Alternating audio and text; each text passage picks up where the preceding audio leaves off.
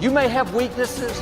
You've made mistakes. We all have. But there's a lot more right with you than there is wrong with you. Dwelling on the negative doesn't help you to do better. Beating yourself up for past mistakes doesn't move you forward. The better you feel about yourself, the better you'll do. The more you like yourself, the further you'll go. You can't give away what you don't have. If you're in turmoil on the inside, mad at yourself, critical, condemned, that's what you have to give. Love is not something that you do. Love is something that you can become. It's your quality. If your mind is in a certain way, it's joyful. If your emotions are in a certain way, it's loving. This is the quality of sweetness of body. If your body becomes sweet and pleasant, it's called health and pleasure. If your mind becomes very pleasant, it's called peacefulness and joyfulness. If your emotions become pleasant, it's called love and compassion. If your very life energy becomes pleasant, it is called blissfulness and ecstasy. Only if your surroundings become pleasant, it's called success. In Buddhism, they say replace any negative thought immediately with a positive thought. And the neuroplasticity says the same thing, because neuroplasticity is amazing, but it can be bad. If you have a breakup and you obsess about the person, you're wiring that deeply into your brain. So you have to direct your neuroplasticity, and if you do get that voice in your head, which is normal for all of us, you need to, override that with a positive statement. So your forebrain is the builder, it's the designer, it's the CEO.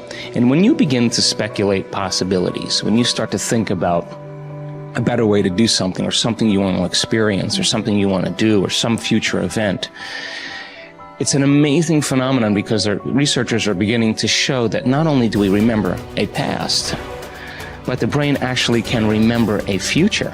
And so how does it do that? Well, because the forebrain has connections to all other parts of the brain, it can take a little bit of that knowledge from a specific neural network and a little bit of experience and another neural network of knowledge and another neural network of experience, and it can seamlessly piece it together to create a new level of mind. And then your brain gets a picture or an image, and then you transfix your mind on that image, and those neurons string into place that begin to fire and wire together.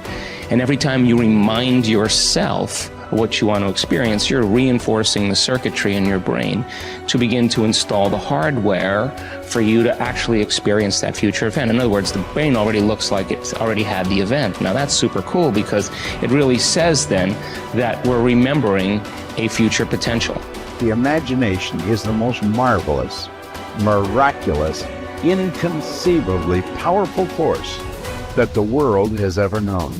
And the average individual uses the imagination, if they use it at all, against themselves. They imagine what they don't want. They imagine problems coming. Let's begin to use our imagination the way God meant it to be used. It's the greatest creative faculty that we possess, and we can build anything we want.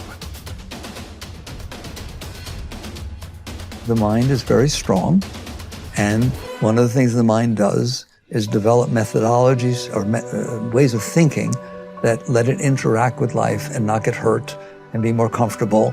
And it's the ego. When we develop a self-concept and we change it throughout our lives, but in general, there's a self-concept sitting under there saying, I was the one that did this, and I was the one that went to this school, and I'm the one that went there, and the one that my father left or stayed, or whatever the hell it is, And basically, all of this unfolds, and you end up developing patterns of thinking based upon the experiences you've had, all right?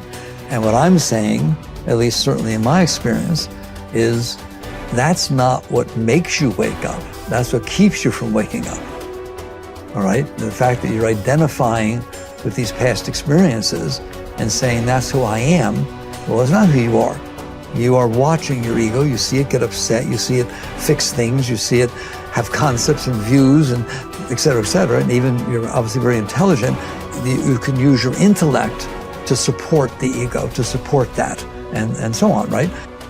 Man's greatest burden is unfulfilled potential. Man's greatest burden is unfulfilled potential.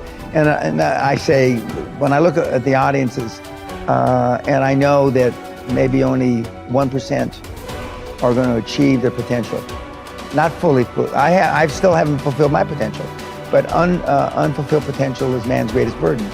And it breaks my heart because I know what you kids are capable of. I know I've had kids with 80 IQ to 180 IQ that I mentored that have done big deals. Actually, the 80 IQ did better than the 180 IQ. Okay, and I know what they're capable of, and I know how 10 million or 100 million or whatever the number is changes lives, and then all of a sudden, you know, you believe that you can walk on water. You believe that you can take a loaf of bread and feed however many he was supposed to have fed, and make water into wine. And when you believe it, see, the true test of a leader is when you've trained other people to be leaders. It's in you, kids. I mean, you can do it if you want it bad enough, and you stay focused and you're willing to maintain that commitment. I have to go become more confident. I have to go become a person capable of doing these things. I have to change myself to get there. I can't wait for circumstances to change so I can have my dream. Then our dreams would never happen. We have to get to the point of maturity in our lives where we say, okay, 2 things are going to change my life. Something new is going to come into my life and make me lucky and blessed. And maybe I can't count on that forever. And maybe now instead I have to consciously design my life and say, okay, now if I want to change, if I want my dream, something new has to come from me. I'm going to become a better person. I'm going to become a person who is more optimistic, who is more confident, who is more driven. Not because I am that now, but because we can grow. That you can become the type of person who you need to be to achieve your ideal life. You can start today living from your highest ideals, your highest sense of self, your strongest sense of self. You don't need permission. You don't need a guy like me to look at the video camera and say, you have now permission. But if you've been waiting for it, you have permission. It's like at some point in your life, you just say, okay, I have permission to become my best self. And by becoming your best self, you start to achieve your best things. You start to contribute better things. You start to become a better human being. You can do that now, today. So next time you're thinking about a big dream, don't think about the things that, well, I don't know how to do that, and stop. Think, I don't know how. So set it up on your calendar to go learn those things. I don't have that. Then set it up step by step to go build that. I'm not like that. Then set it up step by step to go develop those skill sets and those competencies so you can become that, and ultimately you can achieve that dream. It's there. It's waiting for you. Don't stop. We are what we repeatedly do. Excellence then is not an act, but a habit. You are your most valuable asset. Your life, your potential, and your possibilities are the most precious things you have. Thus, your great goal in life should be to fulfill that potential and become everything you are capable of becoming. Your ability to learn, grow, and fulfill your potential is unlimited. Today, people are graduating from high school and college in their 70s, learning new subjects and developing new capabilities. Your ability to learn and remember can continue throughout your life if you keep your brain alive, alert, and functioning at its best. Your most precious financial asset is your earning ability. Your ability to work is your primary source of cash throughout your life. You could lose your home, your car, your bank account, and everything you own, but as long as you have your earning ability, you can earn it all back, and more, in the months and years ahead. Your biggest investment, most people don't realize this. They take their earning ability for granted. But it has taken you your entire life to develop your earning ability. Every bit of education, experience, and hard work that you have invested in learning your craft and developing your skills has gone into building this asset. Your earning ability is very much like a muscle. It can increase in strength and power year by year as the result of regular exercise. Likewise, the opposite is true too. If left alone or ignored, your earning ability, like your muscles, can become weaker or even decline because you have simply failed to upgrade it continually. In other words, your earning ability can be either an appreciating or a depreciating asset. What got you here won't get you any further. Some people are actually losing value each year, declining in earning ability because they are not continually upgrading their knowledge and skill. They don't realize that whatever knowledge and skill they have today is rapidly becoming obsolete.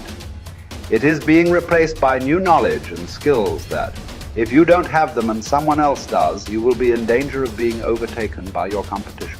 The achievement of personal excellence is a decision you make, or that you fail to make. But in the absence of a commitment to excellence in your chosen field, you automatically default to average performance, or even mediocrity. No one becomes excellent accidentally or by just going to work each day. Excellence requires a definite decision and a lifelong commitment. Knowledge and skill are the keys to the 21st century. Becoming the best person you can possibly be and moving to the top of your field require the application of self-discipline throughout your life. Mental fitness is like physical fitness. If you want to achieve either, you must work at it all your life. You can never let up. You must be continually learning and growing. Every day, week and month, throughout your career, and in other areas of your life. If you're going to join the top 20% and stay there, to earn more, you must learn more. Abraham Lincoln once wrote, "The fact that some have become wealthy is proof that others may do it as well." What others have done, you can do as well. If you learn how, everyone who is at the top was once at the bottom. Many people who come from average or poor families with average incomes or who grow up in average circumstances have gone on to become some of the most prominent people in their fields. And what hundreds of thousands and even millions of other people have done, you can do as well. Was philosopher Bertrand Russell once wrote that the very best proof that something can be done is that someone else has already done it.